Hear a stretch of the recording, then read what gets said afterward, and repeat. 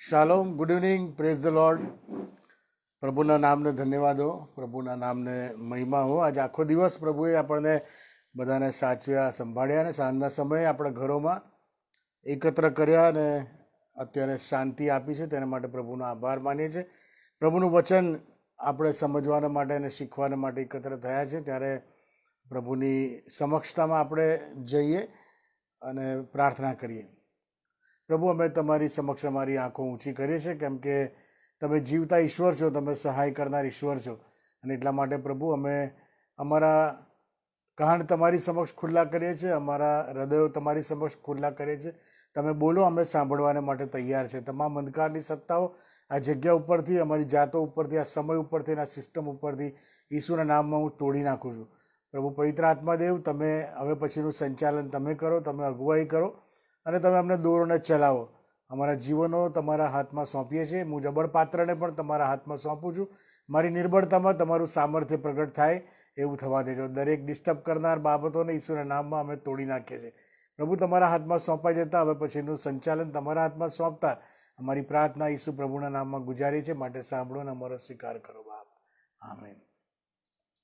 સમય અત્યારે એવું લાગે છે કે લોકોને જોતા કે થોડો રિલેક્સ ચાલી રહ્યો છે ને લોકો અમુક જગ્યાએ બિનજવાબદાર રીતે વર્તી રહ્યા છે. કોરોના અને બધું એમ લાગે છે હવે જતું રહ્યું છે, પણ એ બધું દબાઈને બેઠેલું અને તકલીફવાળું છે. જો આપણે સંભાળીશું નહીં તો મુશ્કેલી ઊભી થઈ શકે. એટલે ઇન્ડિવિજ્યુઅલી આપણી બધાની જવાબદારી છે કે આપણે આપણને ને આપણા કુટુંબને સંભાળીને સાચવીને દરેક જણ જો એવું કરશે તો બધા જ લોકો સચવાઈ જશે. અને એટલા માટે આ સમય એવો છે, ક્રુશિયલ સમય છે. આપણે સેફ રહીએ અને બીજાને સેફ રાખીએ એ બહુ જરૂરી છે. આપણી જે સિરીઝ ચાલી રહી છે, તો do you really know the God you worship, જે ઈશ્વરને તમે ભજો છો તેને ખરેખર શું તમે ઓળખો છો? આ સિરીઝનો આજે 13મો પાર્ટ છે. અને આ સિરીઝ દ્વારા આપણે જીવતા ઈશ્વરના સાચા અને જીવતા ઈશ્વરને આપણે ઓળખવાને માટે પ્રયત્ન કરી રહ્યા છે, એને સમજવાને માટે આપણે પ્રયત્ન કરી રહ્યા છે. અને એ અંતર્ગત જીવતા ઈશ્વરના કેટલાક ગુણો, કેરેક્ટરિસ્ટિક્સ, તેના લક્ષણો અને એ બધી બાબતો અને એની મહાનતાઓ વિશે આપણે ખૂબ ઊંડાણથી અભ્યાસ કરી રહ્યા છીએ. અને છેલ્લા 3 સેશનથી, એટલે પાર્ટ 10, 11 અને 12, એમાં સબ પાર્ટ A, B અને C, એમાં ઈશ્વરના એક અલગ જ પાસા સંબંધી આપણે શીખી રહ્યા છીએ. અને એ તો એ છે કે ઈશ્વર આપણને પ્રેમ કરે છે, પણ આપણને નર્કમાં નાખી દેવાનો પણ તેને અધિકાર છે.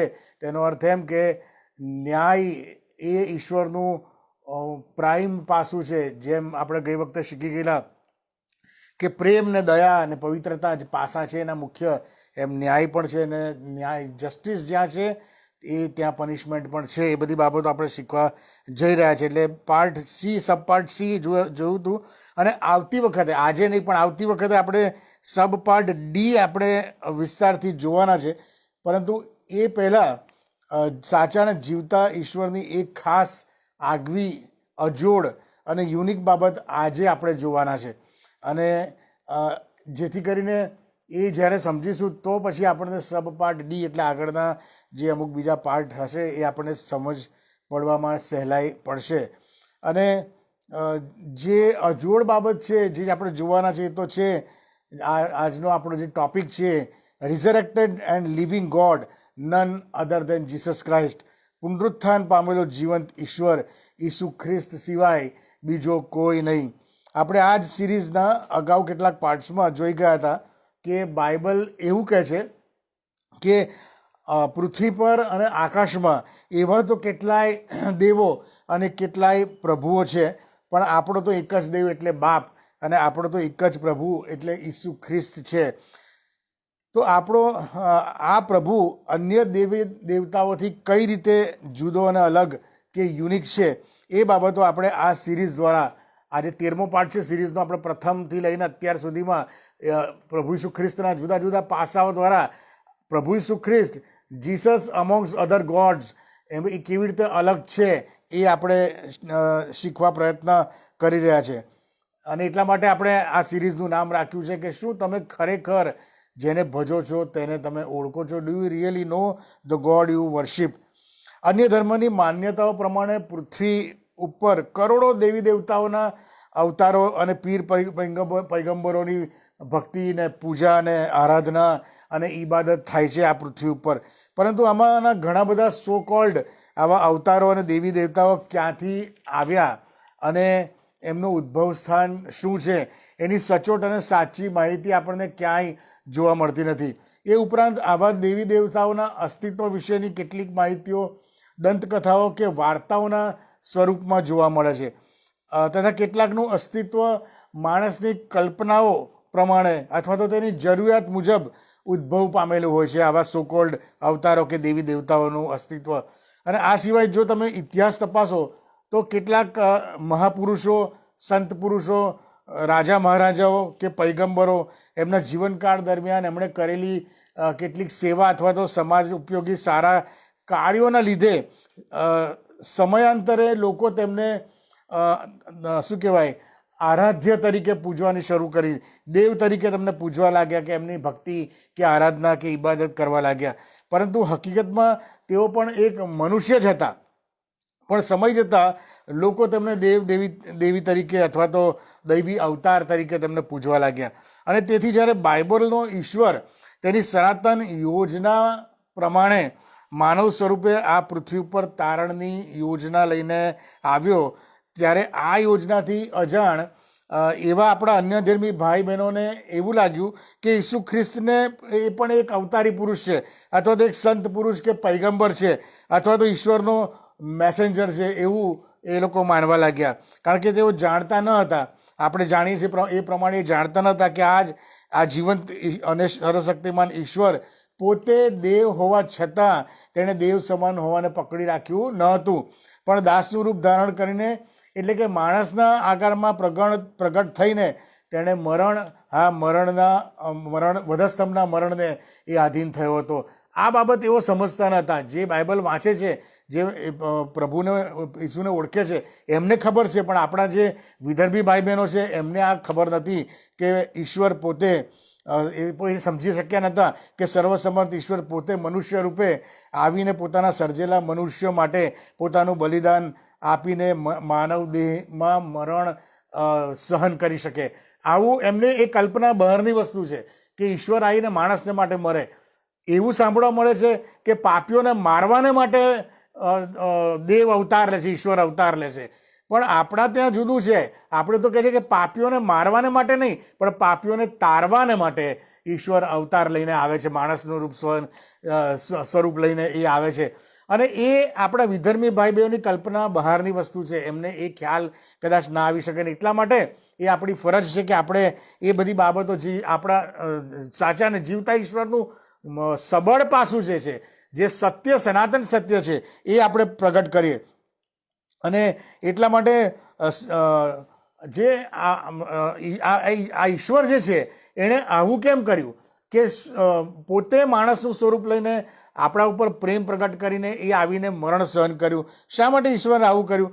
કારણ કે આખી માનવ જાત એટલે કે આદમ જાત ઉપર પ્રભુ પ્રેમ કરે છે. અને એમણે એટલા માટે કર્યું કે જો એ એવું ના કરત તો સમસ્ત માનવ જાત આદમના પાપના લીધે પાપની શિક્ષા એટલે કે મરણને આધીન થઈ ગઈ હતી અને એ મરણમાં ધકેલાઈ જાત, એટલે કે સર્વકાલિક નાશમાં આપણે ધકેલાઈ ગયા હતા. એ ઈશ્વરે જોયું અને તેથી દેવે જગત પર એટલે કે સમસ્ત માનવજાત પર એટલો બધો પ્રેમ કર્યો કે મનુષ્યના પાપોની શિક્ષા પોતાના માથે એમણે લઈ લીધી અને આપણા બદલે તેમણે પોતાનું બલિદાન આપીને સદા સર્વકાળને માટે તારણ, મુક્તિ, જેને લોકો મોક્ષ કહે છે અથવા તો છુટકારો કહે છે, એ બધા માર્ગો એમણે ખુલ્લા કર્યા. હવે બીજા બધા જે સોકોલ્ડ અવતારો કે જેમને દેવ તરીકે પૂજવામાં આવે છે એમાંના કેટલાક તો જેમ ઈસુ, એવું કહેવાય છે કે ઈસુએ સ્વેચ્છાએ મરણને આધીન થયો, એમ ઘણા એવું માને છે અન્ય ધર્મના વિશ્વાસી લોકો કે એ લોકો એવું માને છે કે એ જે સોકોલ્ડ અવતારો છે એમણે પણ કહે છે કે સ્વેચ્છાએ મરણને તેઓ પોતે આધીન થયા, એટલે કે એમણે પોતે મરણને સ્વેચ્છાએ સ્વીકારી લીધું આ સોકોલ્ડ અવતારોએ, આ સોકોલ્ડ દેવી દેવતાઓએ. એટલે એમાંના ઘણા સમાધિઓ લીધી હતી, કોઈએ જમીન જમીનમાં દટાઈને સમાધિ લીધી હતી, કોઈએ પાણીમાં સમાધિ લીધી હતી, તો કેટલા ગાઢ જંગલો કે પર્વતો જેવી જગ્યાઓમાં અજ્ઞાતવાસમાં જાણે કે જતા રહ્યા હોય અને પછી કદી તેઓ પાછા ફર્યા નહીં. નોબડી નોઝ કે એમનું શું થયું. પરંતુ ઈસુ ખ્રિસ્તના મરણમાં અને આવા સો કોલ્ડ અવતાર કહેવાતા અવતારોના મરણમાં કેટલાક અગત્યના તફાવતો આપણને જોવા મળે છે. ઈસુ ખ્રિસ્તનું મરણ એ સ્વેચ્છાનું મરણ હતું, એ પોતે મરણ પામ્યા હતા. સો કોલ્ડ જે અવતારો છે એ પણ એવું કહેવામાં આવે છે કે સ્વેચ્છાનું મરણ છે, એ સમાધિ લઈને પોતે મરણને એમણે પસંદ કર્યું હતું. પણ આ બંને મરણમાં તફાવત શું છે, કઈ રીતે ઈસુ ખ્રિસ્તનું મરણ આવા અવતારોના મરણથી જુદું કે અલગ તરી આવે છે, એ આપણે જોવા માગીએ છીએ. રૂમી 5, 8 અને 9માં બહુ સરસ બાબતો કહેવામાં આવી છે. 3 બાબત કહેવામાં આવી છે. આપણે વાંચીશું ને પછી આગળ જઈશું. હજુ આપણે બહુ લાંબી મજલ કાપવાની છે અને બહુ સરસ વાતો છે, ગૂઢ બાબતો છે, મર્મો છે અને આ બધી બાબતો આપણે શીખવા માંગીએ છીએ. રૂમી 5, 8 અને 9માં આ પ્રમાણે લખ્યું છે, પણ આપણે જ્યારે પાપી હતા ત્યારે ખ્રિસ્ત આપણે સારું મરણ પામ્યો. એમ કરવામાં દેવ આપણા પર પોતાનો પ્રેમ પ્રગટ કરે છે. 8મી કલમ અને 9મી કલમ કહે છે, ત્યારે આપણને હમણાં તેના રક્તથી ન્યાયી ઠરાવવામાં આવ્યા છે. માટે તેની એટલે કે ઈસુની મારફતે દેવના કોપથી બચીશું, તે કેટલું બધું ખાતરીપૂર્વક છે. આ 2 કલમોમાં આપણે 3 બાબતો અહીંયા જોવા માંગીએ છીએ. અને પહેલી બાબત 8મી કલમમાં પહેલી લાઈન શું કહે છે? પહેલી લાઈન એવું કહે છે, પણ આપણે જ્યારે પાપી હતા ત્યારે ખ્રિસ્ત આપણે સારું મરણ પામ્યો. એટલે કે પહેલી બાબત, ખ્રિસ્તનું મરણ એ તેની પોતાની પસંદગી હતી. એ પોતે મરણ પામ્યો. ઈસુને મારી નાખવામાં આવ્યો એવું નથી, બાઇબલ એવું નથી કહેતું, બરાબર, પણ પોતે મરણ પામવાને માટે આવ્યો હતો. એટલે સ્વેચ્છાએ મરણ પસંદ કર્યું. તો એમણે કોને માટે સ્વેચ્છાએ મરણ પસંદ કર્યું ઈસુએ? આ એક મોટો સવાલ છે. પોતાને માટે ના, બાઇબલ કહે છે, શું કહે છે? આપણે જ્યારે પાપી હતા ત્યારે ખ્રિસ્ત આપણે સારું મરણ પામ્યો. એટલે કે ખ્રિસ્ત એના પોતાના માટે નહીં, બીજાઓને માટે મૃત્યુ પામ્યો. તેના મરણનો ઉદ્દેશ હતો, એનો હેતુ હતો. એ શું હેતુ હતો એ આપણે હમણાં આગળ જોવાના છે.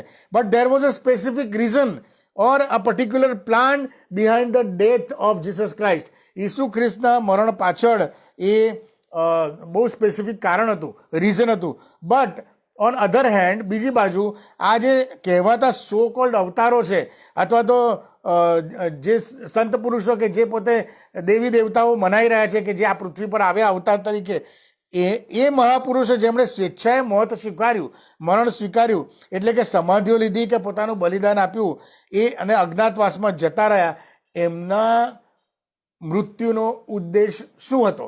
આ એક મોટો પ્રશ્ન છે. શું તેઓ બીજાને માટે મરણ પામ્યા હતા? શું તેઓ બીજાને માટે તેમણે સમાધિ લઈ લીધી હતી? કે બીજાના લાભને માટે તેઓ અજ્ઞાતવાસમાં જતા રહ્યા હતા? નો, એવી કઈ બાબત નથી. અહીંયા બાઇબલ આપણને સ્પષ્ટ કહે છે, પણ આપણે જ્યારે પાપી હતા ત્યારે ખ્રિસ્ત આપણા માટે મૃત્યુ પામ્યો, બરાબર. There was a specific cause behind the death of Jesus Christ. એક ઉદ્દેશ હતો. ઈસુ ખ્રિસ્ત જે છે, પહેલી બાબત જે છે, ઈસુ ખ્રિસ્ત બીજાઓને માટે મરણ પામ્યા હતા. પણ અહીંયા આગળ જે સોકોલ્ડ અવતાર છે એ બીજાઓને માટે મરણ પામ્યા હતા? નો, કદાચ તેઓ એમ માનતા હતા કે સમાધિ લઈને પોતે મોક્ષ પામે, અથવા તો એમ માનતા હતા કે તેઓ એમનો આત્મા એ પરમાત્મા એટલે કે બ્રહ્મમાં વિલીન થઈ જાય, એમાં લીન થઈ જાય. એમનો જે ઉદ્દેશ હતો એ સ્વકેન્દ્રિત હતો, બીજાઓ માટેનો ઉદ્દેશ ન હતો. બીજાઓ માટેના એમનું મરણ કોઈ રીતે ઉપયોગી ન હતું. તેમના દ્વારા જગતને કે સમાજને કે કોઈ પણ વ્યક્તિને કોઈ પ્રકારનો લાભ એમના મરણ દ્વારા થવાનો હતો. જ્યારે ઈસુ ખ્રિસ્તનું મરણ એ બીજાઓના માટે હતું, એ બીજા જગતના ઉદ્ધારને માટે હતું, એ પાપોની માફીને માટે હતું. આ પહેલી બાબત કે ઈસુનું મરણ that was having a cause, એ બીજાઓને માટે હતું. જ્યારે whereas the death of this so called avatars that was self centred, એ પોતા સ્વકેન્દ્રિત હતું, એ બીજાને માટે કોઈ લાભકારક હતું નહીં. હવે બીજી બાબત, 8મી કલમ આ પ્રમાણે પણ કહે છે, પણ આપણે જ્યારે પાપી હતા ત્યારે ખ્રિસ્ત આપણે સારું મરણ પામ્યો. આ પહેલી બાબત જોઈએ અને આગળ કે છે એમ કરવામાં દેવ આપણા પર પોતાનો પ્રેમ પ્રગટ કરે છે. આ બીજી બાબત. એનો અર્થ એમ થયો કે ખ્રિસ્તનું મરણ એ આપણા ઉપર દેવનો પ્રેમ પ્રગટ કરે છે. ઈસુ ખ્રિસ્તનું મરણ એ આપણા ઉપર દેવના પ્રેમની નિશાની છે. ઈશ્વરના સ્વભાવનો જે મોટામાં મોટો એક ગુણ છે કે દેવ પ્રેમ છે, એ પ્રેમી ઈશ્વર છે. અને એટલા માટે આપણે સર્વને, એટલે કે મને, તમને અને સમસ્ત માનવ જાતને, આખા જગતને ઈશ્વર પુષ્કળ પ્રેમ કરે છે. અને તેના પ્રેમની ખાતર તેણે પોતાના પુત્રને મરણને સ્વાધીન કરી દીધો. આપણા માટે આવ્યો. કેમ આવ્યો? કારણ કે એમ કરવામાં આપણા ઉપર દેવનો પ્રેમ પ્રગટ થતો હતો. અને એટલા માટે એનો અર્થ એવો થયો કે ઈસુ ખ્રિસ્તનું મરણ એ આપણા ઉપર દેવના પ્રેમની નિશાની છે. જ્યારે સો કોલ્ડ અવતારો કે આ પૈગંબરોનું જે મરણ છે એ કોઈના પણ ઉપર તેમનો પોતાનો શું કહેવાય પ્રેમ પ્રગટ કરતું નથી, કે પરમાત્માના પ્રેમ પ્રગટ કરતું નથી. એ મરી જાય એનાથી ઈશ્વરનો પ્રેમ જગત પર પ્રગટ થયો એવું કંઈ ફલિત થતું નથી આ સો કોલ્ડ અવતારોમાં. કારણ કે એમના મરણથી કોઈને લાભ થતો નથી, એમના મરણથી કોઈને પાપોની માફી મળતી નથી, એમના મરણથી કોઈ અનંત જીવનનો માર્ગ ખુલ્લો થતો નથી, એમના મરણથી કોઈને મોક્ષ મળતો નથી. પણ એ સ્વકેન્દ્રિત છે. પણ બાઇબલના દેવે જગતની પ્રીતિ કરી કે તેણે પોતાનો એકાકી જનિત દીકરો આપ્યો. એ સારું કે જે કોઈ તેના પર વિશ્વાસ કરે એનો નાશ ન થાય પણ તે અનંત જીવન પામે. આ ત્રીજી બાબત આવી. પહેલી બાબત આપણે જોઈ કે ઈશ્વર પોતાને માટે નહીં બીજાને માટે મરણ પામ્યો. બીજી બાબત, ઈસુ ખ્રિસ્ત પોતાને માટે નહીં બીજાને માટે મરણ પામ્યો. પહેલી બાબત. બીજી બાબત, ઈસુ ખ્રિસ્તના મરણથી દેવનો પ્રેમ આપણા પર પ્રગટ થાય છે. બીજી બાબત. અને ત્રીજી બાબત એવું કહે છે કે કોઈનો નાશ ન થાય પણ અનંત જીવન મળે. ઈસુના મરણથી અનંત જીવનના માર્ગ ખુલી ગયા.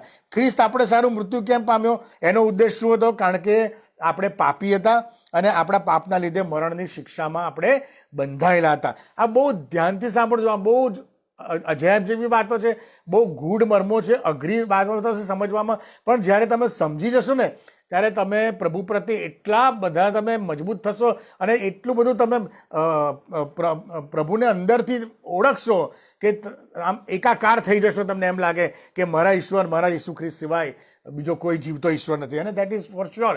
પણ એ વસ્તુ આપણને પ્રગટ કરતાં આવડવી જોઈએ. એ વસ્તુ આપણને અંદરથી ખાતરી હોવી જોઈએ. એ આપણા આત્મિક બળ અને સામર્થ્યને માટે બહુ ઇમ્પોર્ટન્ટ છે. અને એટલા માટે આપણે આ બધું શીખી રહ્યા છે. અને તેથી આપણો અનંતકાળિક નાશ નક્કી હતો. શાના લીધે નક્કી હતો? કારણ કે આપણે મરણની, આદમના પાપના મરણની શિક્ષામાં આપણે બંધાયેલા હતા. હું અને જગત, તમે અને જગત, સર્વ લોકો નાશમાં ના જાય એવું દેવ ઈચ્છતા હતા. એ કોઈનો નાશ ના થાય એવું ઈચ્છતા હતા. અને એટલા માટે બીજો પિત્તર 2:9 અને પહેલો તિમોથી 2:4 આ પ્રમાણે કહે છે. બંને કલમો મેં મિક્સ કરી છે. એમાં કહે છે કોઈનો નાશ ન થાય પણ સઘળા પશ્ચાતાપ કરે અને સઘળા માણસો તારણ પામે એવી દેવની ઈચ્છા છે. આ ઉદ્દેશ હતો. This is the cause behind the death of Jesus Christ. પ્રભુ ઈસુ ખ્રિસ્ત મર્યા એની પાછળ સ્પેસિફિક કારણ હતું. શું કારણ હતું? કે કોઈનો નાશ ન થાય પણ દરેક માણસ તારણ પામે, પાપોને પસ્તાવો કરે અને તારણ પામે એવી દેવની ઈચ્છા હતી. આ ઉદ્દેશ હતો. એનો અર્થ કે દેવ આપણને પુષ્કળ પ્રેમ કરતા હતા અને તેથી આપણે નાશમાં ના જઈએ અને આપણો બચાવ થાય, આપણું તારણ થાય, આપણને પાપોની માફી મળે, એવો દેવનો ઉદ્દેશ હતો. અને તેથી ખ્રિસ્ત આપણે સારું મરણ પામ્યો. તો હવે પછી શું થયું? હવે ત્રીજી બાબત શું થઈ? ખ્રિસ્તના મરણથી ત્રીજી બાબત શું થઈ એ હમણાં આપણે જોઈ. 9મી કલમમાં કહે છે ત્યારે આપણને હમણાં તેના રક્તથી ન્યાયી ઠરાવવામાં આવ્યા છે. તો ઈસુ ખ્રિસ્તના મરણથી ત્રીજી બાબત શું થઈ? જગતના સમગ્ર લોકો માટે પાપોની માફીનો માર્ગ અને મુક્તિનો માર્ગ અને તારણનો માર્ગ ખુલ્લો થયો. આ ત્રીજી બાબત થઈ. અને આપણા સર્વ અન્યાયોથી આપણને શુદ્ધ કરીને આપણને ન્યાયી ઠેરવવામાં આવ્યા. અને ન્યાયી ઠેરવવામાં આવ્યા અને તેથી આગળ શું કહે છે? માટે તેની મારફતે દેવના કોપથી બચીશું. તે કેટલું બધું ખાતરીપૂર્વક છે. ઈશ્વરનો કોપ એ પાપ ઉપર છે અને જે પસ્તાવો કરતો નથી પ્રભુ ઈસુના આવ્યા પછી પણ, એટલે એનો કોપ કાયમ રહે છે. પણ કહે છે કે પ્રભુ ઈસુ ખ્રિસ્ત આપણે પાપી હતા ત્યારે ઈસુ આપણે સારું મરણ પામ્યો. એમ કરવામાં દેવનો પ્રેમ પ્રગટ થાય છે અને તેથી આપણને શું કહે છે, અનંત જીવન પ્રાપ્ત થાય છે. હવે શું કહે છે, ઈસુના મરણથી પાપોની માફી મળી, તારણ મળ્યું, દેવના કોપથી બચી ગયા, આપણને ન્યાયી ઠેરવવામાં આવ્યા અને ન્યાયી ઠેરવવામાં આવ્યા તો પરિણામે શું મળ્યું? અનંત જીવન. અનંત જીવનના ભાગીદાર બન્યા. જો રોમિયોને પત્ર 6 અધ્યાય 20 થી 23મી કલમ શું કહે છે? રોમિયોને પત્ર 6 અધ્યાય અને 20મી કલમથી 23મી કલમમાં આ પ્રમાણે કહે છે. એ આપણે હમણાં જે રૂમી 6:8 ને 9 જોઈ એના કનેક્શનની અંદર જ છે આ. રૂમી 6:20 થી 23મી કલમમાં આ પ્રમાણે કહે છે, કેમ કે જ્યારે તમે પાપના દાસ હતા ત્યારે તમે ન્યાયીપણાથી સ્વતંત્ર હતા. રૂમી 8માં શું 6 ને 8માં શું જોયું? પણ જ્યારે તમે પાપી હતા, અહીંયા કહે છે પાપના દાસ હતા ત્યારે તમે ન્યાયીપણાથી સ્વતંત્ર હતા. અને ત્યારે શું થયું? જ્યારે તમે પાપમાં હતા ત્યારે શું થયું? કે ખ્રિસ્ત તમારે સારું મરણ પામ્યો, તે આપણે સારું મરણ પામ્યો. હવે શું કહે છે 20મી કલમ? કેમ કે જ્યારે તમે પાપના દાસ હતા ત્યારે તમે ન્યાયપણાથી સ્વતંત્ર હતા, તો જે કામોથી તમે હમણાં શરમાઓ છો તેથી તમને તે વખતે શું ફળ હતું? પાપના જે કામો કરતા હતા તેનાથી આપણને શું ફળ હતું? તો કહે છે કે તે કામોનું પરિણામ મરણ છે. આપણે જ્યારે પાપમાં હતા ત્યારે એ પાપની શિક્ષા શું હતું? પાપનો મુસારો મરણ હતું. પણ અહીંયા શું કહે છે? પણ એ કામ કેમ કે તે કામોનું પરિણામ તો મરણ છે. હવે રૂમી 6 ને 8માં શું જોયું આપણે? પણ આપણે જ્યારે પાપી હતા ત્યારે ખ્રિસ્ત આપણે સારું મરણ પામ્યો. અહીં 20માં શું કહે છે? એ કામોનું પરિણામ શું હતું? એ શબ્દ શું વાપર્યો છે? કે તમે જે, કેમ કે એનું પરિણામ મરણ છે. એટલે કે એ મરણ 20મી કલમ વાળું મરણ જે આપણે લેવાનું હતું એ 8મી કલમની અંદર, 5મા અધ્યાયને 8મી કલમની અંદર ઈસુ ખ્રિસ્તે લઈ લીધું. બરાબર? આપણે જ્યારે પાપી હતા ત્યારે ઈસુ આપણે માટે મરણ પામ્યો. હવે શું થયું? એ કામોનું પરિણામ મરણ છે. હવે 22મી કલમ, ઈસુએ મરણ લઈ લીધું તો શું થયું? તો કે છે પણ હમણાં તમે પાપથી મુક્ત થયેલા, કારણ કે ઈસુએ મરણ લઈ લીધું એટલે પાપથી મુક્ત થયેલા અને દેવના દાસ થયેલા હોવાથી તમને આ ફળ મળે છે. હવે આ ત્રીજું ફળ, આ ત્રીજી બાબત, ફળ મળે છે. શું કહે છે? કે તમે પાપથી મુક્ત થયા એટલે હવે તમે પવિત્ર થયા, તમે ન્યાયી ઠર્યા. તમે કહે છે પાપથી મુક્ત થાવ છો અને પરિણામે તમે ન્યાયી ઠરો છો. શું કહે છે? પરિણામે તમને અનંત જીવન મળે છે. અનંત જીવન મળે. કેમ કે પાપનો મુસારો મરણ છે, પણ આપણા પ્રભુ ઈસુ ખ્રિસ્તને આશરે દેવનું કૃપાદાન અનંત જીવન છે. અને એટલા માટે ત્રીજી જે બાબત છે, પ્રભુ ઈસુ ખ્રિસ્તના મરણથી જે ત્રીજી બાબત ઉત્પન્ન થાય છે એ તો શું છે? એ તો અનંત જીવન છે. પણ આ જે જો સોકોલ્ડ અવતારો છે કે આવા જે પૈગંબરો કે આવા પૂજાતા દેવો, એ માણસોના એવા લોકોના મરણથી, એમના મરણથી જગતના પાપોને શું માફી મળી? શું તમને અને મને માફી મળી? શું એમના મરણથી તારણનો માર્ગ કે મુક્તિનો માર્ગ કે છુટકારાનો માર્ગ ખુલ્લો થયો? એમના મરણથી શું કોઈ ન્યાયી ઠર્યું કે જગતના માટે અનંત જીવનનો માર્ગ ખુલ્લો થયો? એમના મરણથી શું જગતને કોઈ લાભ થયો? નો. આ બધા સોકોલ્ડ અવતારોના મરણથી ના કોઈને પાપોની માફી મળી, ના કોઈને ન્યાયી ઠરવામાં આવ્યા, ના કોઈને માટે તારણનો માર્ગ ખુલ્લો થયો.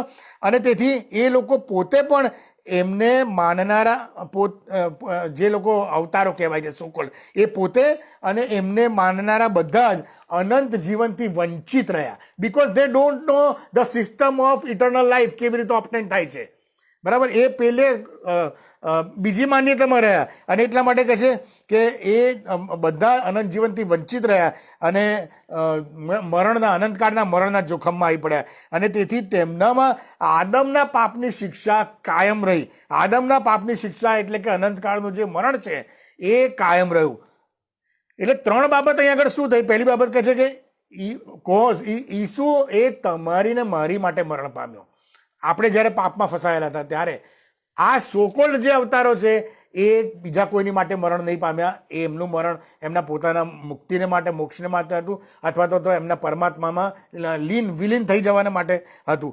એટલે પણ ઈસુનું મરણ એ બીજાઓને માટે હતું. બીજી બાબત, ઈસુના મરણથી આપણા ઉપર, મારા પર, તમારા પર ને આખા જગત ઉપર દેવનો પ્રેમ પ્રગટ થાય છે ઈસુ ખ્રિસ્ત મરણ પામ્યા એટલા માટે.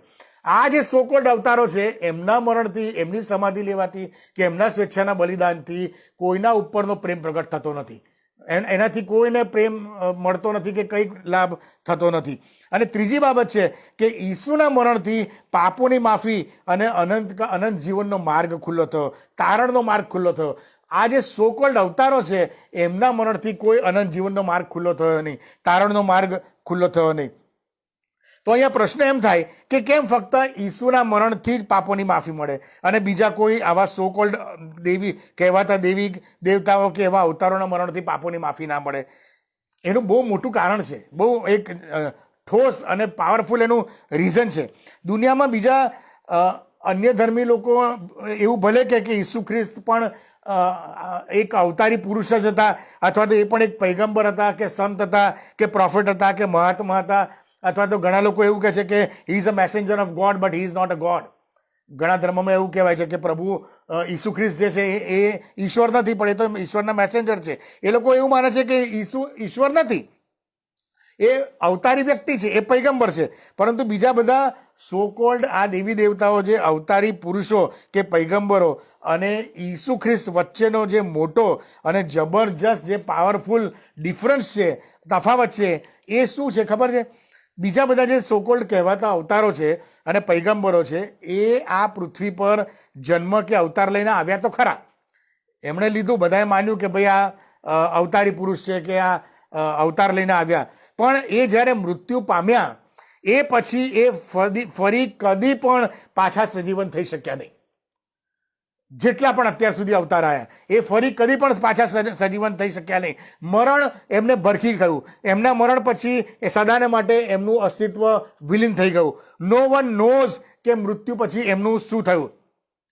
પરંતુ પ્રભુ ઈસુ ખ્રિસ્તને જ્યારે વધસ્તંભ પર જડી દેવામાં આવ્યા અને વધસ્તંભ પર એમનું મૃત્યુ થયું ત્યારે તેમના જન્મના, આ તમે જોજો, એવું નથી કે એક એની ફાઇન ગિવન ડે એવું જાણવામાં આવ્યું કે આ કોઈ અવતારી પુરુષ જન્મ્યો છે. નો, એમના જન્મના સેંકડો વર્ષો પૂર્વે એ કેવી રીતે જન્મવાના છે, કેવું જીવન જીવવાના છે, શું કરવાના છે, કેવી રીતે મરવાના છે, એ અને પુનરુત્થાન પણ પામવાના છે, એવું સેંકડો હજારો વર્ષો પૂર્વે અસંખ્ય આગાહીઓ થઈ હતી પ્રભુ ઈસુ ખ્રિસ્ત માટે. એવી આગાહીઓ બીજા કોઈ અવતારી પુરુષો માટે કરવામાં ક્યાંય ઇતિહાસમાં કે ક્યાંય આપણને જોવા મળતી નથી કે આ જમાનામાં આવું થશે, આવું થશે અને આવી રીતે જન્મશે, આમ કરશે, તેમ કરશે. સચોટ આગાહીઓ. હા, એઝમ્પશન્સ એવા કદાચ થયા હશે, પણ સચોટ આગાહીઓ પ્રભુ ઈસુ ખ્રિસ્ત માટે કરવામાં આવી હતી. અને એટલા માટે એમના સેંકડો, પ્રભુ ઈસુ ખ્રિસ્તના મૃત્યુ પહેલાં સેંકડો વર્ષો પહેલાં બાઇબલમાં યશાયા પ્રબોધકમાં જબરદસ્ત એ આગાહી કરવામાં આવી હતી કે પ્રભુ ઈસુ ખ્રિસ્તનું મરણ કેવી રીતે થવાનું છે. અને પ્રભુ ઈસુ ખ્રિસ્તના મરણ પછી એ ત્રીજે દિવસે મરણને મારીને એ ઊભા થઈ જવાના છે. એ બધી બાબતો શું કહેવાય, એ આગાહીઓ કરવામાં આવી હતી. અને એટલા માટે જ્યારે પુનરુત્થાન એ પામ્યા ત્યારે મરણ એમને મારી ના શક્યું.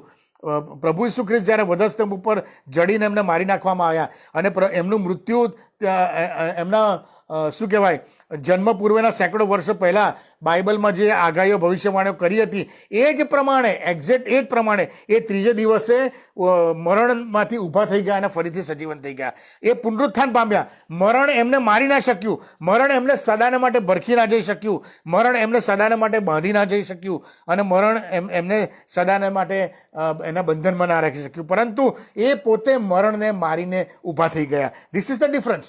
This is the difference. Rhumi 6 અને 9 આ પ્રમાણે લખ્યું છે. કેમ કે રૂમી 6 અને 9, કેમ કે આપણે જાણીએ છીએ કે ખ્રિસ્તને મોયેલામાંથી ઉઠાડવામાં આવ્યા પછી તે ફરીથી મરનાર નથી. હવે પછી મરણનો ફરી તેના પર અધિકાર નથી. આ ભવિષ્યવાણીઓ થઈ ચૂકી છે પહેલે કે પ્રભુ ઈસુ ખ્રિસ્તનું પુનરુત્થાન થવાનું છે. અને this is the difference between the death of the Jesus Christ and the death of the other so called avatars. શા માટે અહીંયા કહે છે કે પછી મરણનો તેની પર, જ્યારે ફરી સજીવન થશે ત્યારે પછી મરણનો ફરી તેની પર અધિકાર નથી. શા માટે હવે પછી મરણનો ઈસુ પર કોઈ અધિકાર નથી? Because he is not just a prophet, he was not just an avatar. એ કોઈ પૈગંબર કે ખાલી મેસેન્જર નહોતો, પણ એ સર્વશક્તિમાન ઈશ્વર પોતે હતો.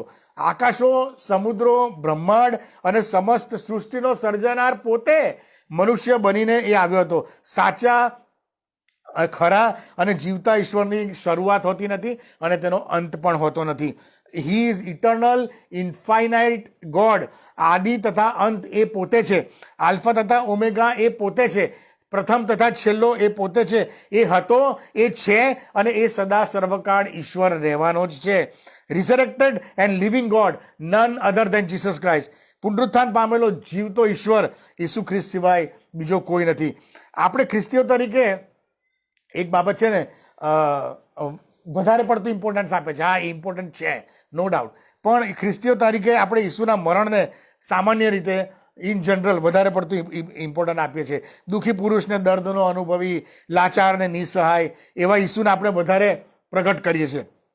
ઘરમાં પણ આપણે માથા પર પેલો કાંટાનો મુંગટ અને લોહીની ધારાઓ વહેતી અને નિસહાય રીતે આકાશમાં જોતો ને નિર્બળ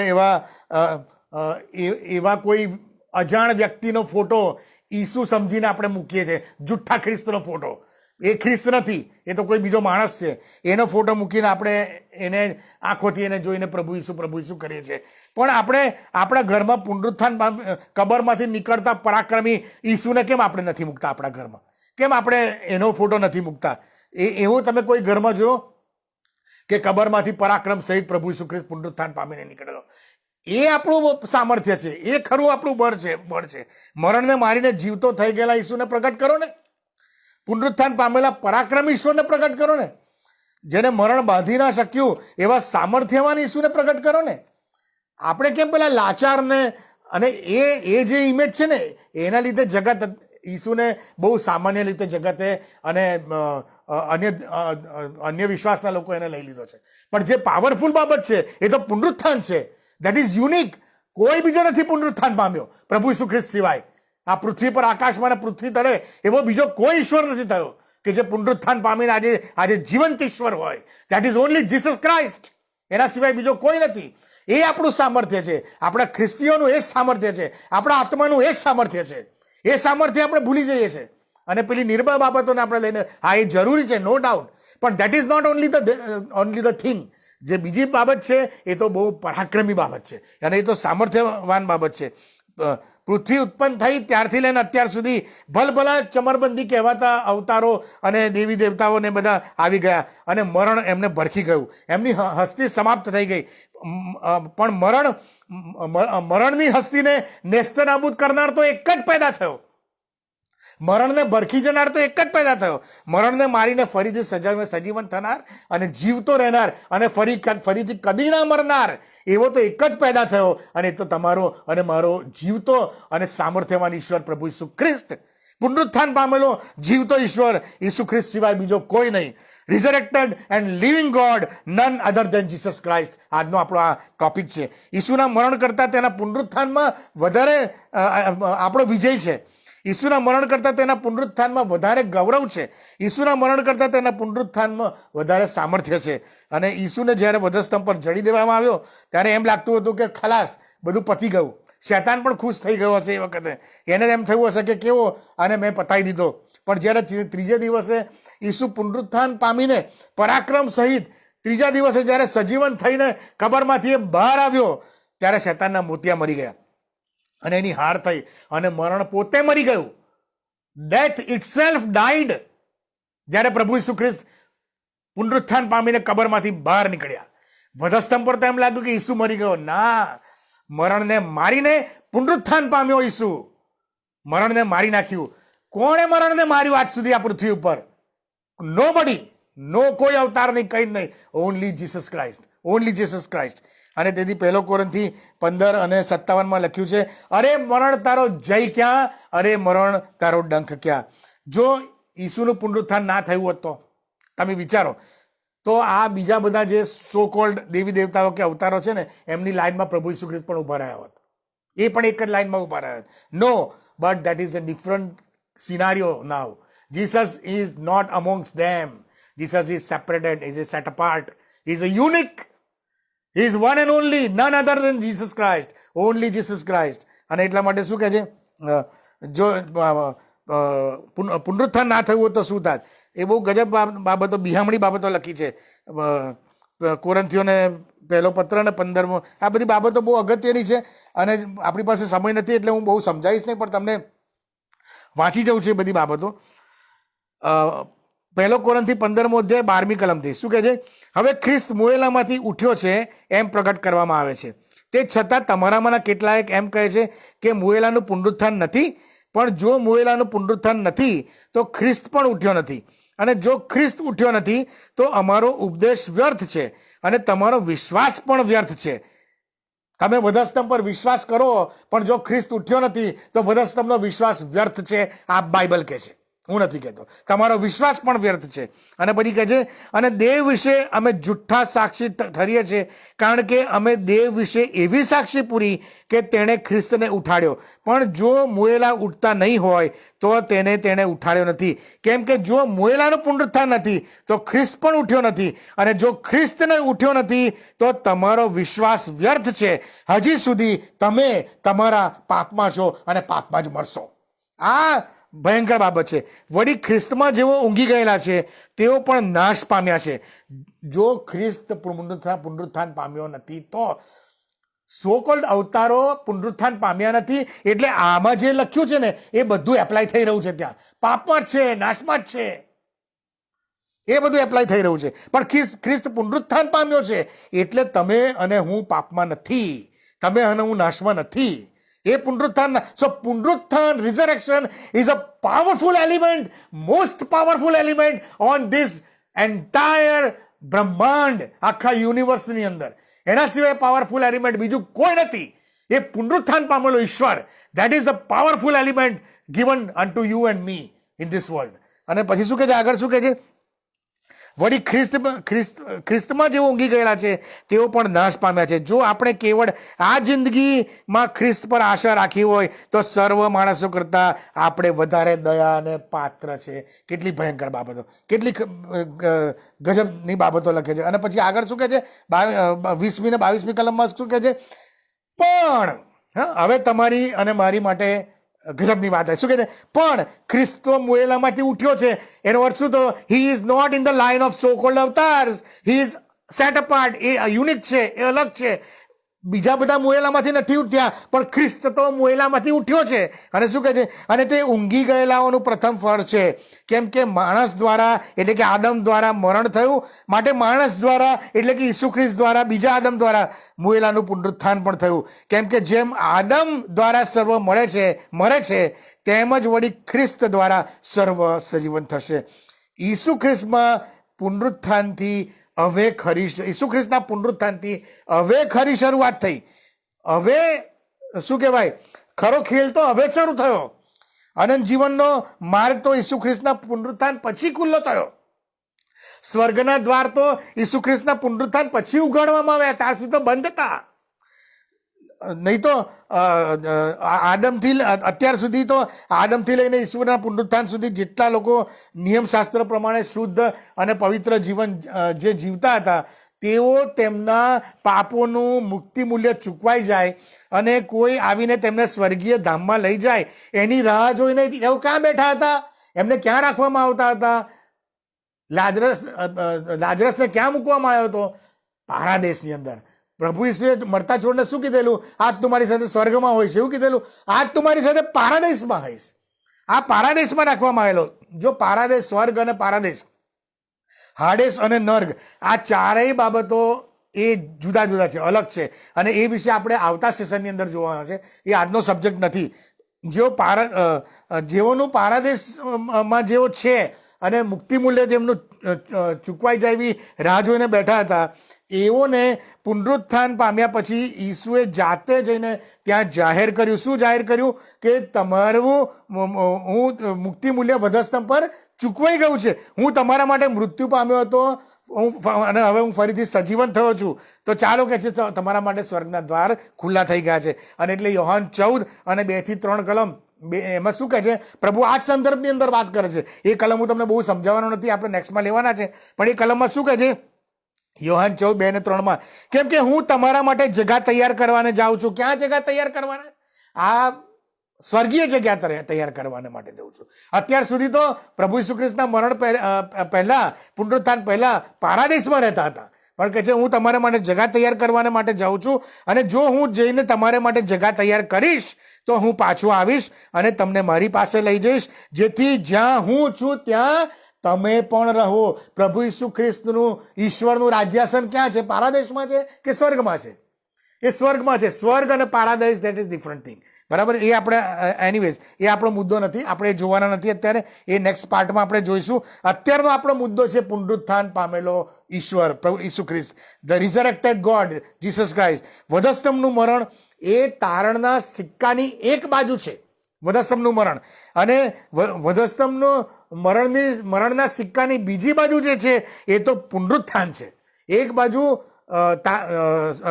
શું કહેવાય, તારણનો જે સિક્કો છે એની એક બાજુ વધસ્તંભનું મરણ છે, અને તારણનો જે સિક્કો છે એની એ બીજી બાજુ જે છે પુનરુત્થાન છે. બંને બાજુમાંથી એક પણ બાજુ જો ના હોય તો તારણ શક્ય નથી. મરણ જરૂરી છે તો જ પુનરુત્થાન થશે, પણ જો પુનરુત્થાન થઈ જાય તો મરણની કિંમત નથી. આ વસ્તુ તમે સમજો. આ બાઇબલ કહે છે, હું નથી કહેતો. પુનરુત્થાન વગર વધસ્તંભના મરણનું મહત્વ અધૂરું છે. It is not fulfilled. એ સંપૂર્ણ નથી. પુનરુત્થાન છે તો વધસ્તંભ પરના મરણ ઉપર વિજય છે. પુનરુત્થાન છે તો વધસ્તંભ ઉપરના મરણ જે ઈસુનું થયું એની ઉપર વિજય છે. પુનરુત્થાન છે તો વધસ્તંભ પરના મરણની હાર છે. અને પુનરુત્થાન નથી તો એ બહુ મુશ્કેલ બાબત. આપણે જોઈ ગયા હમણાં આગળ શું લખ્યું છે કે તમારી અને મારી હાલત કે જે સૌથી કેવી છે? દયાપાત્ર છે. આપણે દયાપાત્ર છે. તમને ખબર છે કે આ જે સોકોલ્ડ અવતારો અથવા તો પૈગંબરો ની જેમ એમનું જેમ મરણે અંત આણી દીધો, એવો ઈસુનો અંત કેમ મરણ ના લાવી શક્યું? તમને ખબર છે કે આ સોકોલ્ડ અવતારોને જેમ મરણ ભરખી ગયું, એ ફરીથી પુનરુત્થાન ના પામ્યા, એમ ઈસુને મરણ કેમ ભરખી ના જઈ શક્યું? શા માટે એ બીજા બધા અવતારોની જેમ ઈસુને મરણ કેમ એના બંધનમાં રાખી ના શક્યું? બાઇબલ સ્પષ્ટપણે કહે છે મરણ ઈસુને બાંધી શકે એ વાત બિલકુલ અશક્ય છે. It is impossible. જો પ્રેરિતોના કૃત્ય 2 અધ્યાય 23 અને 24મી કલમ આપણે જોવાના છે. સમય બહુ ઓછો છે, ઘણી બધી બાબતો શીખવાની છે. હું થોડી ઝડપ રાખીશ. બહુ અગત્યની બાબતો છે, બહુ ગૂઢ બાબતો છે. સમુદ્રના ઊંડાણમાંથી કાઢીને ખેંચી કાઢેલા આ મોતીઓ છે, અને તમે સમજશો તો તમે બહુ પાવરફુલ અને મજબૂત થશો. પ્રેરિતોના કૃત્ય 2 અધ્યાય અને 23 ને 24મી કલમમાં આ પ્રમાણે લખ્યું છે કે છે દેવના સંકલ્પ તથા પૂર્વ જ્ઞાન પ્રમાણે તેને પરસ્વાધીન કરવામાં આવ્યો. તેને દુષ્ટોની હસ્તક વધસ્તંભે જડાવીને મારી નાખ્યો. આ 23મી કલમ. અને 24મી કલમમાં કહે છે તેને દેવે મરણની વેદનાથી છોડાવીને ઉઠાડ્યો, કેમ કે તેનાથી, એટલે કે મરણથી, કેમ કે તેનાથી તે બંધાઈ રહે, એટલે ઈસુ બંધાઈ રહે તે અશક્ય હતું. આમાં 2 મોટા મર્મો અહીંયા આગળ લખવામાં આવેલા છે. પહેલી જે બાબત છે એ 23મી કલમમાં પહેલી બાબતમાં શું કહે છે કે દેવના સંકલ્પ તથા પૂર્વજ્ઞાન પ્રમાણે તેને પરસ્વાધીન કરવામાં આવ્યો, અને તેને અમે પકડીને દુષ્ટોને હસ્તક વધસ્તંભે જડાવીને મારી નાખ્યો. આ સિક્કાની એક બાજુ છે. અહીં સ્પષ્ટપણે લખવામાં આવ્યું છે કે ઈસુને પરસ્વાધીન કરવામાં આવશે અને તેને પકડીને દુષ્ટોની સંઘાતે તેને મારી નાખવામાં આવશે. એટલે 23મી કલમની શરૂઆતમાં શું લખ્યું છે? દેવના સંકલ્પ, એટલે કે એમના નિર્ણય. It was pre decided. એ એમનો સંકલ્પ હતો. That was his decision. એમના સંકલ્પ અને પૂર્વ જ્ઞાન પ્રમાણે આ બધું કરવામાં આવશે. એનો અર્થ એ થયો કે it was a will of God. એ દેવની ઈચ્છા હતી આવું બધું થાય. પ્રભુ ઈસુ ખ્રિસ્તને પકડવામાં આવે, એમને વધસ્તંભે જડી દેવામાં આવે અને એમનું બલિદાન આપવામાં આવે, મરણ થાય. That was a will of God. એ ઈશ્વરની ઈચ્છા હતી. એ સર્વસમર્થ ઈશ્વર પોતે એમની ઈચ્છા હતી. અને આપણે જોયું કે યશાયા 53ની અંદર ઈસુ કેવી રીતે મૃત્યુ પામશે, એને શું શું કરવામાં આવશે, એ બધી બાબતો યશાયા 53ની અંદર લખવામાં આવેલી છે. કારણ કે it was a will of God. તમે મને અને સમગ્ર માણસ જાતને પાપના બંધનમાંથી ને મરણની સત્તામાંથી છોડાવવાને માટે ઈશ્વરે આ યોજના પૃથ્વીના મંડાણ અગાઉ ઘડી કાઢી હતી. અને it was a pre plan sacrifice. પ્રભુ ઈસુ ખ્રિસ્તનું મરણ, દેવે પોતે માનવ સ્વરૂપ ધારણ કરી અને મરણને મારવાના માટે પોતે આ પૃથ્વી પર આવ્યો. પ્લાન કરીને મરણ કઈ એને મારી નથી ગયું. એક વસ્તુ ભૂલી જજો, મરણ તો છેતરાઈ ગયું. શું કે છે, Jesus has not killed death, I mean, death has not killed Jesus, but Jesus killed death. Death has not trapped Jesus, but Jesus trapped death. મરણે ઈસુને પકડમાં નહોતો લીધો, એણે એને ફસાયો નહોતો, પણ ઈસુએ મરણને ફસાયું હતું. બરાબર? It was a plan of God. અને એટલા માટે આ જે બધા સો કોલ્ડ જે અવતારો છે પૈગંબરોને બધા, એ જે છે એમાં ને ઈસુ ખ્રિસ્તમાં આ બહુ મોટો તફાવત છે કે પ્રભુ ઈસુ ખ્રિસ્ત પોતે પ્લાન કરીને મરણને કબજે કરવાને માટે આવ્યા હતા. There was a cause. He was an all mighty God. અને તેથી યશાયા 53:9-10 કે લખવામાં આવ્યું છે કે તેણે કોઈ અપકાર કે અપરાધ કર્યો ન હતો અને તેના મુખમાં કોઈ કપટ ન હતું, તો પણ યહોવાની મરજી તેને કચરવાની હતી. That was a will of God. અને પ્રેરિતોના કૃત્ય 2:23 એટલા માટે આ પ્રમાણે લખ્યું છે કે દેવના સંકલ્પ અને પૂર્વ જ્ઞાન પ્રમાણે, કેમ કે યહોવાની મરજી તેને કચરવાની હતી, એના પૂર્વ જ્ઞાન પ્રમાણે, એના સંકલ્પ પ્રમાણે. આ પહેલી બાબત છે, આ સિક્કાની એક બાજુ છે કે that was a will of God. અને બીજી બાબત શું છે? 24મી કલમ. ઇટ ઇઝ શું કે છે? હા, તેને દેવે મરણની વેદનાથી છોડાવીને ઉઠાડ્યો, કેમ કે તેનાથી એટલે કે મરણથી તે બંધાઈ રહે, એટલે ઈસુ બંધાઈ રહે એ અશક્ય હતું. મરણ ઈસુને બાંધી શકે એ ઇમ્પોસિબલ હતું. બાઇબલ કે છે, આ શબ્દ જો બાઇબલ કે છે, ઇઝન્ટ ઇટ પાવરફુલ? બાઇબલ પોતે એવું કે છે કે મરણ ઈસુને બાંધી શકે. હું નથી કહેતો, તમે નથી કહેતા, કે જગત નથી કહેતું, પણ બાઇબલ સનાતન પ્રભુનું વચન કે છે આકાશ જતું રહેશે ને પૃથ્વી જતું રહેશે અને સમગ્ર બ્રહ્માંડ જતું રહેશે, પણ દેવના વચન કદી જતા રહેવાના નથી. એ વચન એવું કે છે કે મરણ ઈસુને બાંધે ને, દેટ વોઝ ઇમ્પોસિબલ. એ અશક્ય હતું, એ શક્ય જ નહોતું. ઇંગ્લિશ બાઇબલમાં બહુ સરસ લખવામાં આવ્યું છે. ઇંગ્લિશ બાઇબલમાં શું કહે છે ખબર છે? 24મી કલમ. God raised him from the dead, freeing him from the agony of death, because it was impossible for death to keep its hold on him. કેટલી ગજબની વાત છે. દેવે ઈસુને મરણમાંથી ઉઠાડ્યો, તેને મરણની વેદનામાંથી છોડાવ્યો, કારણ કે મરણ માટે એ અશક્ય હતું કે તે ઈસુને બાંધી રાખે.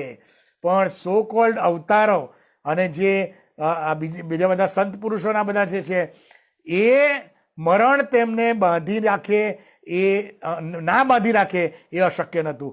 એ મરણે એમને બાંધી દીધા, પણ ઈસુને બાંધી રાખે એ આ મોટો ડિફરન્સ છે. ઈસુને બાંધી રાખે એ મરણ માટે અશક્ય હતું. આપણા માટે this is the most powerful thing, most powerful element on this universe, that is the resurrection of Jesus Christ. આના સિવાય બીજું કોઈ પાવરફુલ એલિમેન્ટ નથી. અને 24મી કલમમાં બહુ મોટો ગુઢાર્થ લખવામાં આવ્યો છે. શું કહે છે? પહેલી બાબત 24મી કલમમાં શું કહે છે? બે બાબત લખવામાં આવી છે, મોટા ગુઢાર્થ લખવામાં આવ્યા છે. 24મી કલમમાં તેને દેવે મરણની વેદનામાંથી છોડાવીને, મરણની વેદનાની વાત કરવામાં આવી છે. મરણની વેદના એટલે શું? અહીં મરતી વખતે થતી દૈહિક વેદનાની વાત નથી કે મરણ વખતે કોઈ માણસને શારીરિક દુઃખ થતું હોય. ઘણા લોકો પીડાતા હોય છે, ઘણા લોકો પીડા વગર મૃત્યુ થતું હોય છે, પણ ઘણા લોકોને દૈહિક વેદના થતી હોય છે મરણ વખતે. પણ અહીંયા આવી કોઈ વેદનાની વાત અહીં કરવામાં આવી નથી, શારીરિક વેદનાની વાત કરવામાં આવી નથી, પણ અહીં અનંતકાળિક આત્મિક મરણની વેદનાની વાત કરવામાં આવી છે. આત્મિક મરણ એટલે શું? આત્મિક મરણ is separation from the God. ઈશ્વરની હજુરમાંથી સદાને માટે દૂર રહેવાની જે શિક્ષા છે. બીજો થેસાલોનિકી 1 અધ્યાય 8મી ને 9મી કલમ આપણે અત્યારે જોતા નથી, પણ એમાં કહે છે કે તેઓ તેના મહિમાવાન સામર્થ્યથી, તેની હજુરમાંથી અને તેના મહિમાવાન સામર્થ્યથી દૂર રહેવાની શિક્ષા, અનંતકાળનો નાશ ભોગવશે. That is separation of the God. Excuse મી.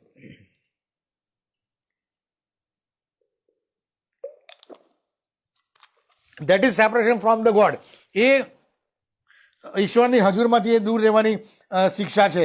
અને આ બાબત જે છે આત્મિક મરણ અને ઈશ્વરની હજુરમાંથી દૂર રહેવાની બાબત જે છે એ આપણે લાસ્ટ સેશનમાં એટલે પાર્ટ 12ની અંદર બહુ ડિટેલમાં જોઈ ગયા છે. અહીં આપણે અત્યારે જોવાના નથી. પણ એ જે છે ઈસુ ખ્રિસ્ત પણ જેમણે વિશ્વાસ કર્યો નથી અને વિશ્વાસ કર્યા વગર જેઓ મૃત્યુ પામે છે અને એમને મરણ પછી જ્યારે ભાન થશે કે તેઓ જીવતા અને ખરા દેવની હજુરમાંથી દૂર કરી દેવાયા છે, ત્યારે એમને જે માનસિક વેદના થશે ને એ બહુ ભયંકર છે અને એ મરણની વેદના છે. જેમ માછલીને પાણીની બહાર ફેંકી દેવામાં આવે અને પછી એ તરફડ્યા કરે, એમ જ્યારે માણસના આત્માને તેના દૈહિક મરણ પછી સાચા અને ખરા ઈશ્વરની હજુરમાંથી જ્યારે એને દૂર કરી દેવામાં આવશે ને, ત્યારે એ જે માનસિક રીતે પેલી માછલીની જેમ એ તરફડશે અને એને મરણ નહીં, માછલી તો મરી જશે પણ આ વ્યક્તિને મરણ નહીં આવે, એ તરફડ્યા જ કરશે સદા સર્વકાળને માટે. બાઇબલ કહે છે કે એનો કીડો મરતો નથી, એટલે કે આત્મા મરતો નથી. એ જે મરણની વેદના છે ને, આત્મિક મરણની વેદના, એની વાત અહીં કરવામાં આવી છે. અને કહે છે કે ઈશ્વરે એમાંથી એને છોડાયો, વધસ્તંભ પર એ વેદના એણે ભોગવી અને એટલે જ એણે કીધું કે મારા દેવ તે મને કેમ મૂકી દીધો છે. અને મરણ પછી ઈશ્વરે એને એમાંથી છોડાયો અને એમાંથી એને ઉઠાયો. એટલે કે જે લોકો પ્રભુ ઈસુ ખ્રિસ્ત પર વિશ્વાસ કર્યા વગર મરી જાય છે, એ લોકો સદાને માટે આ મરણની વેદનામાં તરફડ્યા કરશે. પરંતુ વિશ્વાસીઓ માટે દૈહિક મરણ પછી મરણની વેદના કોઈ નથી. દૈહિક મરણ પછી કોઈ વેદનાને સ્થાન નથી. જેને આ પૃથ્વીના જીવન ઉપર જેનું જીવન કહે છે ને, શું કહે છે કે મારે જીવવું તે ખ્રિસ્ત. પાઉલ કહે છે ને, જેને જીવવું તે ખ્રિસ્ત છે, જે વિશ્વાસીના પૃથ્વીના જીવન ઉપર, એને માટે મરવું એ લાભ હશે. એ આત્મિક પુનરુત્થાન થવાનું છે. ત્યાં આગળ તમે જુઓ, તમે જ્યારે વધસ્તંભની વાત સ્વીકારો છો, પ્રભુ ઈસુ ખ્રિસ્ત પર વિશ્વાસ કરો છો, ત્યારે શું થાય છે? તમારું આત્મિક પુનરુત્થાન. આપણી પાસે સમય નથી એટલે હું ડિટેલમાં નથી સમજાવતો, પણ રોમિયોને પત્ર 6 અધ્યાય અને 1 થી 10 કલમની અંદર બહુ ડિટેલમાં સમજાવવામાં આવ્યું છે કે તમે કહે છે કે તમારી જાતને વધસ્તંભ પર જડી દીધી છે. એટલે કે તમે પ્રભુ ઈસુ ખ્રિસ્તની સાથે તમે તમારા પાપો સહિત તમે મરણ પામ્યા છો અને દેવ એને ઉઠાડે છે. એટલે તમે નવા જીવનમાં, નવીનતામાં, નવા આત્માની સાથે, આત્માની સજીવનતાની સાથે તમે ઉઠાડાશો. એટલે તમને ત્યાં આગળ પાપોની માફી મળે છે, તમારો આત્મા સજીવન થાય છે, તમને ઉઠાડવામાં આવે છે ત્યાંથી. એ તમારું આત્મિક પુનરુત્થાન આ જીવન દરમિયાન જ થાય છે, એ વધસ્તંભ પર થાય છે. એટલે કે જે વ્યક્તિનું આત્મિક પુનરુત્થાન થયેલું છે એમને મરણ પછી કોઈ વેદના નથી.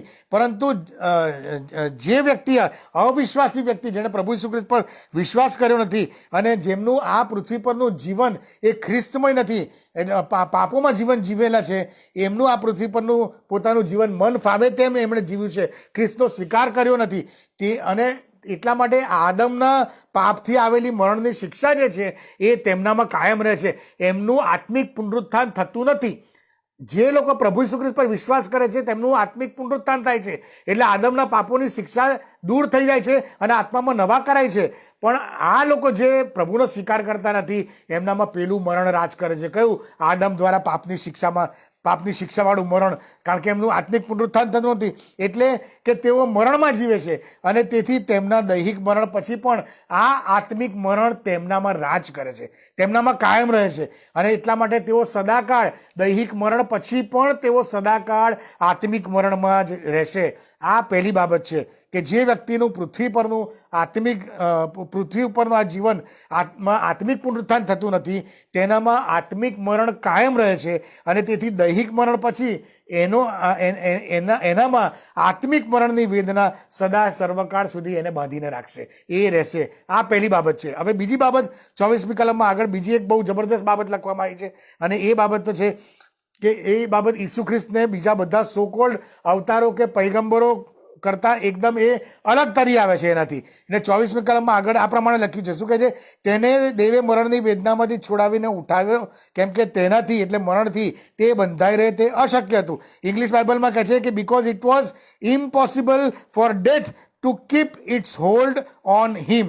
મરણ માટે ઈસુને પોતાનામાં બાંધી રાખવો તે બિલકુલ અશક્ય હતું.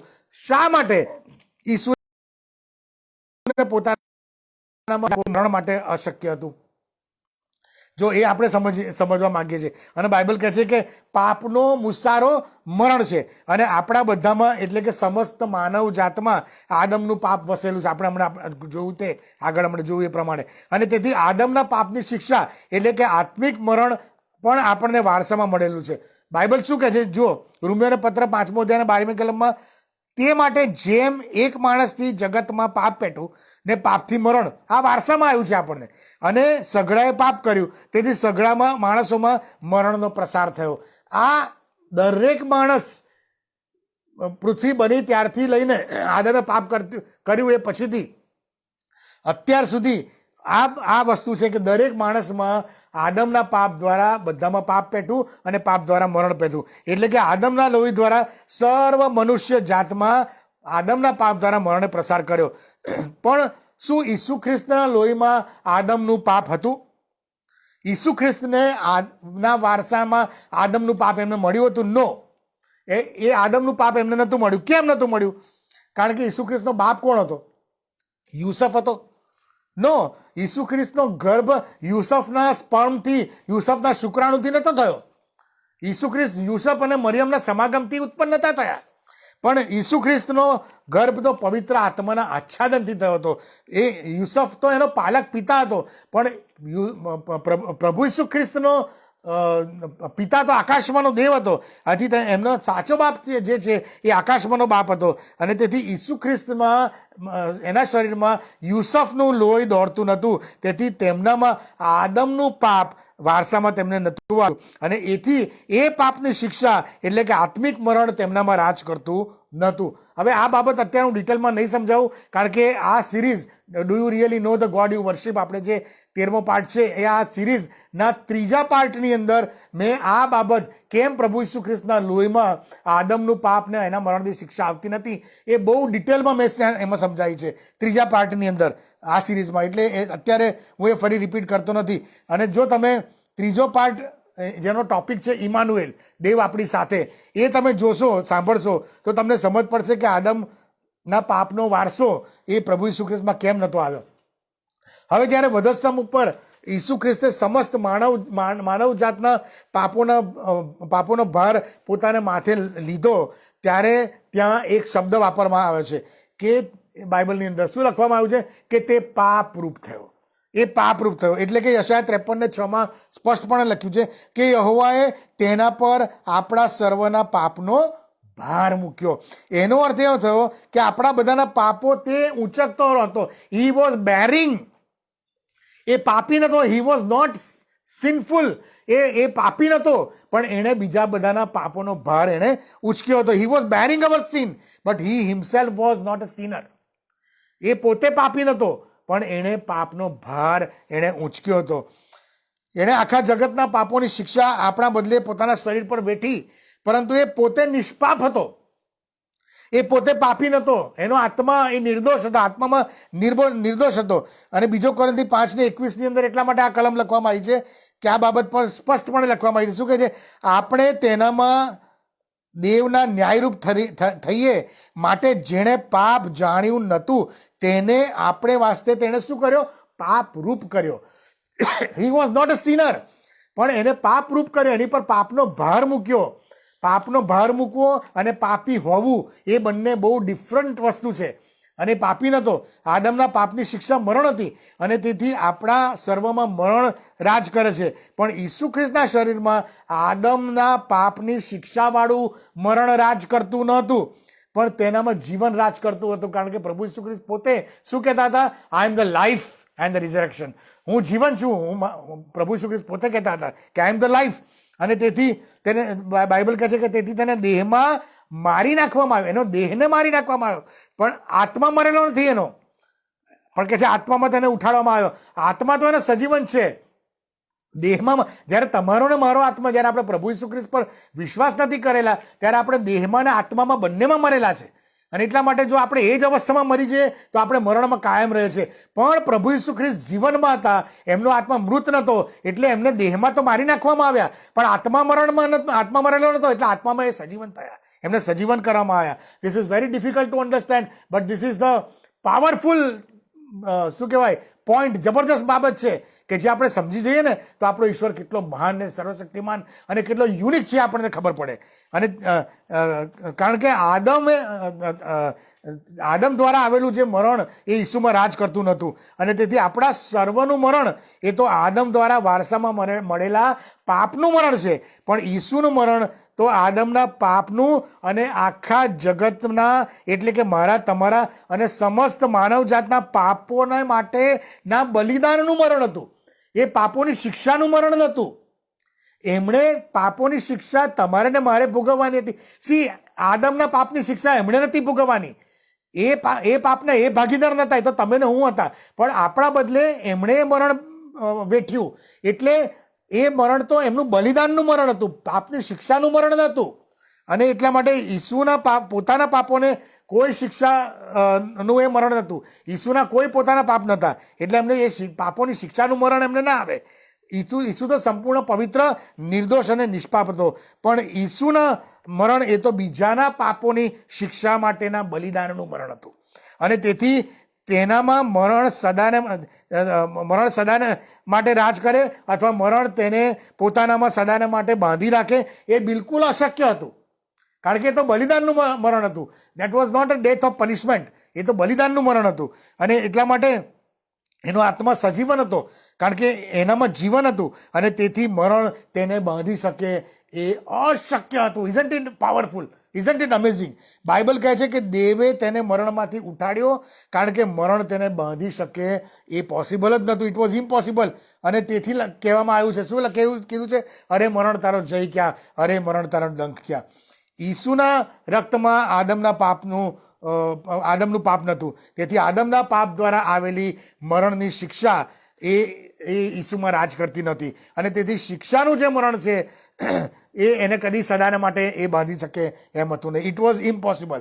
જ્યારે બીજી બાજુ ઓન અધર હેન્ડ આ જે સોકોલ્ડ અવતારો છે એ બધાની અંદર આદમના પાપની શિક્ષાનું મરણ હતું. એમનામાં પોતાનામાં જીવન નહોતું, ઈસુમાં પોતાનામાં જીવન હતું. આ જે કહેવાતા દેવી દેવતાઓના અવતારો છે, બધાના શરીરોમાં આદમના પાપની શિક્ષાનું મરણ રાજ કરતો હતો. અને તેથી એ બધા અવતારો જ્યારે મરણ પામ્યા ત્યાર પછી તેઓ કદી પણ પાછા ઉઠી શક્યા નહીં. કારણ કે આદમના પાપ દ્વારા આવેલા મરણે તેમને સદાકાળના મરણમાં બાંધી દીધા. એમને સદાકાળ, એમનું દૈહિક મરણ એ સદાકાળના આત્મિક મરણના બંધનમાં એ બંધાઈ ગયું. એ બંધાઈ ગયા. એમના જીવનમાં રાજ નહોતું કરતું, પણ એમનામાં મરણ રાજ કરતું હતું. અને તેથી તેમના દૈહિક મરણ પછી તેઓ આત્મિક મરણના સદાકાળના બંધનમાં તેઓ બંધાઈ ગયા. પણ બાઇબલ કહે છે કે મરણ ઈસુને બાંધી શકે.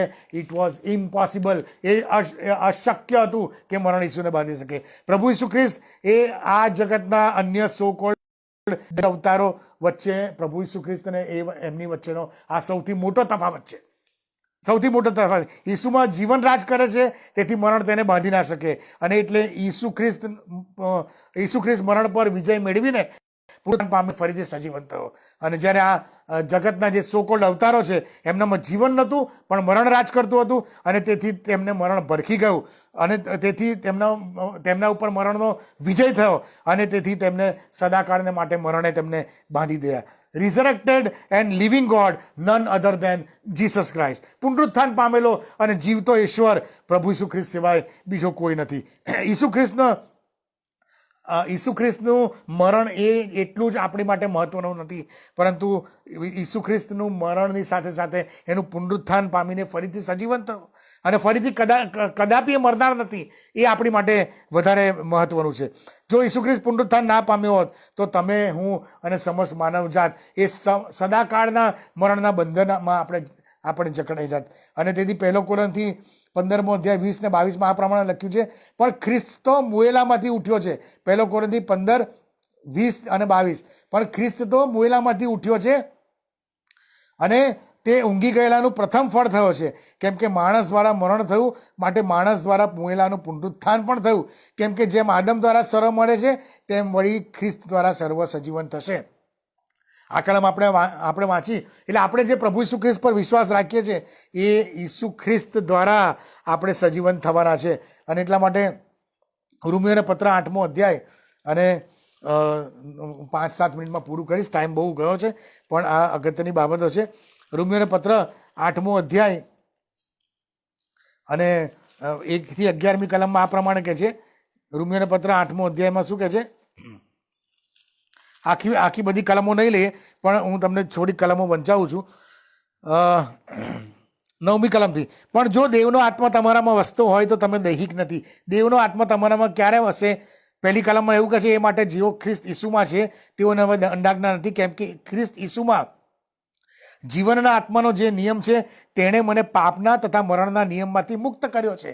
એટલે દેવનો આત્મા મારામાં ત્યારે વસે કે જ્યારે હું પાપના અને મરણના નિયમમાંથી મુક્ત થયો, એટલે કે પ્રભુ ઈસુ ખ્રિસ્તમાં મેં વિશ્વાસ કર્યો હોય. અને પછી આગળ 10મી કલમમાં કહે છે, જો ખ્રિસ્ત તમારામાં છે તો પાપને લીધે તમારું શરીર તો મરેલું છે, પણ ન્યાયપણાને લીધે તમારો આત્મા જીવે છે. શું કહે છે? પાપના લીધે તમારું શરીર મરેલું છે.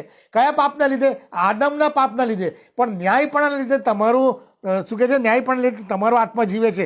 ઈસુ ખ્રિસ્તનું ન્યાયપણું જે વધસ્તંભ પર સાબિત કરવામાં આવ્યું, અને કહે છે કે જેણે ઈસુને મોયેલામાંથી ઉઠાડ્યો છે તેનો આત્મા જો તમારામાં વસતો હોય તો જેણે ખ્રિસ્ત ઈસુને મોયેલામાંથી ઉઠાડ્યો છે તે તમારામાં વસનાર પોતાના આત્માની મારફતે તમારા મર્ત્ય શરીરોને પણ સજીવન કરશે. આ ગજબની બાબત છે કે પ્રભુ ઈસુ ખ્રિસ્તમાં જો આપણે મરણ પામેલા છે, આપણે પ્રભુ ઈસુ ખ્રિસ્તમાં મરણ પામેલા છે, તો અનંતકાળનું જે મરણ છે, શિક્ષાનું જે મરણ છે, એ આપણને લાગુ પડતું નથી. એ આપણને સદાકાળના બંધનમાં આપણને લઈ જતું નથી. અને એટલા માટે પ્રભુ ઈસુ ખ્રિસ્તે શું કીધેલું? પુનરુત્થાન તથા જીવન હું છું. અને કહે છે કે મારા પર જે વિશ્વાસ કરે છે તે જો કે મરી જાય, આ દેહમાં હું મરી જાઉં, પ્રભુ ઈસુ ખ્રિસ્ત આવ્યો નથી હજુ, પૃથ્વી પર આવ્યા નથી, રેપ્ચર થયું નથી ને હું મરી જાઉં, તો કહે છે કે જો કે તે મરી જાય તો પણ તે જીવતો થશે. અને જે કોઈ જીવે છે અને મારા પર વિશ્વાસ રાખે છે એ કહે છે કે મરશે જ નહીં.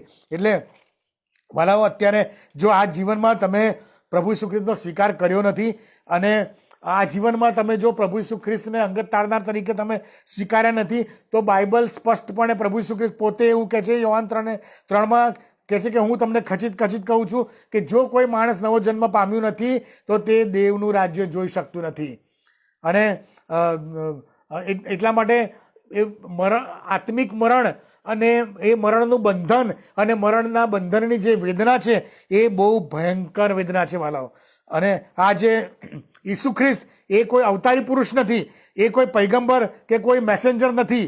એ આ પૃથ્વીનો કે જેટલા બી અવતારી પુરુષો આવ્યા અને પૈગંબરો અને અવતારો આવ્યા અને ગયા અને મરણ એમને ભરખી ગયું, પણ ઈસુ ખ્રિસ્ત જે છે એ પોતે મરણને બાંધી દીધું. ઈસુ ખ્રિસ્ત જે છે એ પુનરુત્થાન પામેલો જીવતો ઈશ્વર, એટલે એના સિવાય બીજો જીવતો ઈશ્વર કોઈ નથી. મરણ એને બાંધી ના શક્યું. અને એટલા માટે વાલાઓ, અત્યારનો આ સમય એ હાલ જ માન્ય કાળ છે, એ પસ્તાવાનો સમય છે. પસ્તાવો કરો, પાપોની માફી માંગો, કારણ કે મારું અને તમારું મરણ ક્યારે આવશે એ આપણે જાણતા નથી. અને ઈસુ ખ્રિસ્ત વગરનું મરણ પછીનું જે જીવન છે, એટલે આપણા દૈહિક મરણ પછીનું જે જીવન છે એ બહુ ભયંકર છે વાલાઓ. ત્યારે રડવું અને દાંત પીસવું થશે. મરણની વેદના એ બહુ ભયાનક છે, અને સદાકાળની એ મરણની વેદના છે, અને સદાકાળનું એ બંધન છે, અને બહુ ભયંકર છે. હજુ સમય છે, પ્રભુ હજુ ધીરજ રાખે છે, તમારી રાહ જોવે છે. પાછા આવો અને પ્રભુની પાસે પાપોને પસ્તાવો કરો અને માફી માંગો, અને અનંત જીવન મફતમાં મેળવો, અને સદાકાળના સ્વર્ગીય જીવનના ભાગીદાર બનો. કારણ કે મરણ નહીં તો આપણને સદાના માટે બાંધી દેશે. ઈસુ ખ્રિસ્ત એકલો જ પુનરુત્થાન પામેલો ઈશ્વર છે. એના સિવાય બીજો કોઈ આકાશમાં, પૃથ્વી પર ને પૃથ્વીની તળે એના સિવાય બીજો કોઈ જીવતો ઈશ્વર નથી. એના સાનિધ્યમાં આવો અને પ્રભુ તમને અનંતકાળિક જીવન આપશે. પ્રભુ આ સમજવાના માટે તમને સહાયને મદદ કરે. આવો પ્રાર્થના કરીએ. પ્રભુ, તમારો આભાર માને છે, કારણ કે તમે અમને પ્રેમ કર્યો, ને અમે પાપમાં હતા ત્યારે પ્રભુ તમે અમારી માટે મરણ પામ્યા. એમ કરીને તમારો પ્રેમ તમે અમારી પર પ્રગટ કર્યો, એટલા માટે કે પ્રભુ અમે નાશમાં ના જઈએ પણ અમને અનંત જીવન મળે. અને જે વાલાઓએ પ્રભુ આ વચન સાંભળ્યું છે એ વાલાઓના જીવનમાં તમે કાર્ય કરો પ્રભુ. અને પ્રભુ તમે એમની સાથે વાતચીત કરો, અને કોઈ પ્રભુ સદાકાળના બંધનમાં બંધાય નહીં, પણ પ્રભુ જેમ ખ્રિસ્ત ઈસુએ મરણમાંથી ઉઠીને પુનરુત્થાન પામ્યો, મરણને માર્યું, એમ પ્રભુ ઈસુમાં તેઓ પુનરુત્થાન પામે, અનંત જીવનના વારસદાર બને. જેઓ સાંભળવાના છે સર્વને પણ પ્રભુ તમે સહાયને મદદ કરો, એવી વિનંતીને પ્રાર્થના કરું છું. પ્રભુ ઈસુ ખ્રિસ્તના નામમાં અમારી આ પ્રાર્થના સાંભળો અને સ્વીકાર કરો. Amen. Thank you very much. પ્રભુ તમને આશીર્વાદ આપે.